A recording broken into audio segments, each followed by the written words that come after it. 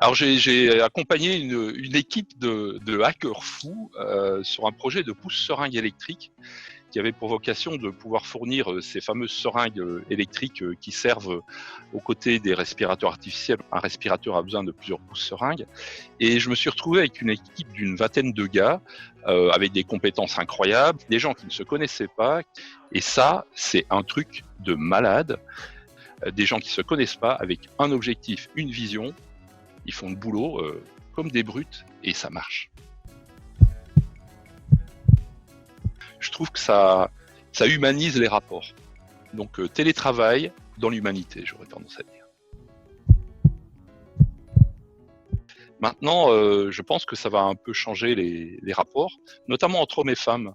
En France, on a beaucoup l'habitude de faire la bise un peu tout le temps. Je pense qu'on se touchera, mais peut-être en y pensant. Moi, je poserais pas non plus la question à des gens célèbres, mais plutôt à des gens jeunes qui finalement vont porter la différence entre le monde d'avant et le monde nouveau. Et moi, je poserais la question, et je le ferai à un hacker avec qui j'ai travaillé dans un projet de pousse-seringue. Il a une énergie de fou, et je serais très très intéressé de voir lui finalement de son point de vue, qui est peut-être pas un point de vue ni politique ni historique, mais qui est un point de vue de l'action, comment finalement il voit l'action dans le monde de demain des confinés.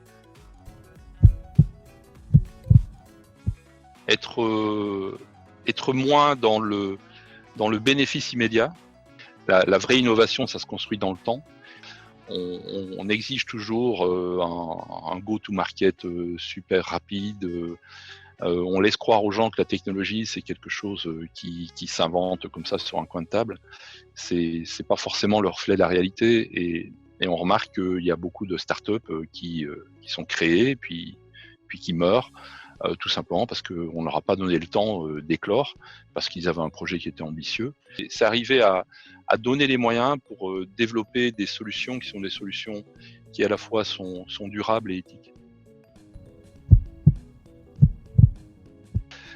Alors pour moi, c'est pas tant une période de ma vie, c'est plutôt des moments de la vie. J'adore manger, j'adore le vin. Pour moi, c'est plus des moments de partage, de cuisine et de vin qui à un moment m'ont un peu déstabilisé. Finalement, mes potes, on se reverra. Donc, si 10% des résolutions qu'on a prises durant le confinement, on arrive à les tenir, je pense que ça, pour le coup, ça peut changer le monde.